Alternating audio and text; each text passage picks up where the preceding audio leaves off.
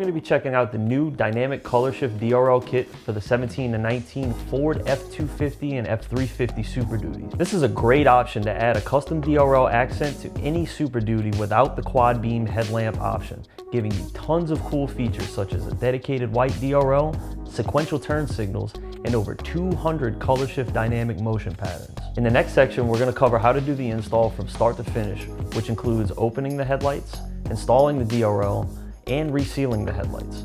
Let's get started with that now.